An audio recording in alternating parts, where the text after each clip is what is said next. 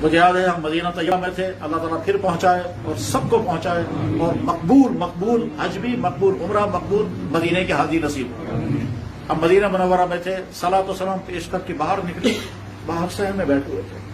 ہمارے کشمیری حاجی صاحب، باہر بیٹھے ہوئے تھے، ادھر سے مولانا صاحب آئے،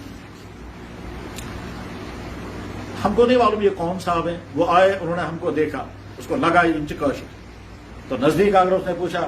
ہم لوگ کہاں کے ہو؟ جو ہی اس نے اردو میں بات کی تو ہم سمجھ گئے اردو بولنے والا ہے۔ جب اس نے کہا ہم کو کہاں کے ہو تو میں سمجھ گیا یہ کہاں کا آدمی ہے، اس کے لینگویج کا انداز ایسا تھا، میں سمجھ گیا یہ کون سے علاقے کا ہے، پار میں۔ وہ آ کے بیٹھ گئے، بیٹھنے کے بعد انہوں نے کئی باتیں اس وقت سکھائی، انہوں نے کہا کیا آپ لوگ یہ چاہتے ہو کہ آپ کے والد کا نام اللہ کے نبی کے دربار میں پہنچ جائے؟ تو میں حیران ہوں کہ یہ کیسے کہتے ہیں، تو شو ویسا کیا تم لوگ چاہتے ہو تمہارے والد کا نام نبی کی بارگاہ میں پہنچ جائے؟ تو میں نے بات کی، میں نے کہا ہاں سب حرام نہیں چاہے گا، پر کیسے؟ اس نے کہا آپ نے پڑھا ہوگا، حدیث میں ہے، اللہ کے نبی علیہ السلام نے ارشاد فرمایا جب مسلمان درود شریف پڑھتا ہے تو مجھے وہ پیش کیا جاتا ہے اور یہ کہا جاتا ہے فلاں ولد فلاں، یہ ولد فلاں میں تمہارے باپ کا نام آ گیا اور باپ کا نام تمہارے قبر مبارک کے اندر پیش ہو گیا۔ یہ تو بات صحیح ہے، ایک بات اسے یہ، دوسری بات اس نے پرچہ نکال کر دیا، اس پرچے میں حدیث تھی،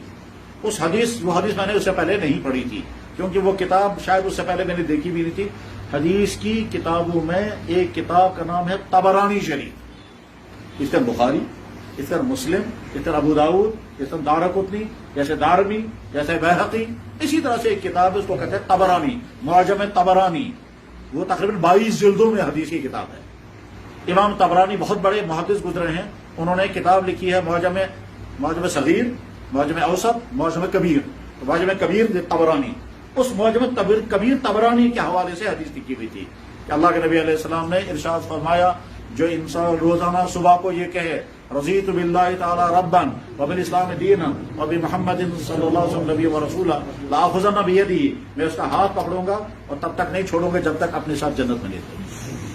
اس نے کہا یہ پرچہ میرے ساتھ لے لیا اور ہمیشہ روٹین بناؤ، یہ روزانہ صبح تم پڑھے۔ میں نے کہا ٹھیک ہے انشاءاللہ میں کوشش کروں گا، عمل کریں گے۔ باقی کشمیری جو ہمارے ساتھ تھے سارے نہیں کرو وعدہ کرو سے۔ اس کے بعد تیسری بات اسے بڑی مزیدار سمجھائی، کہنے لگے کیا آپ لوگ یہ چاہتے ہو کہ 1.5 سیکنڈ کے اندر تم کو 1.5 ارب نیکیاں مل جائیں؟ میں نے کہا جی کیسے؟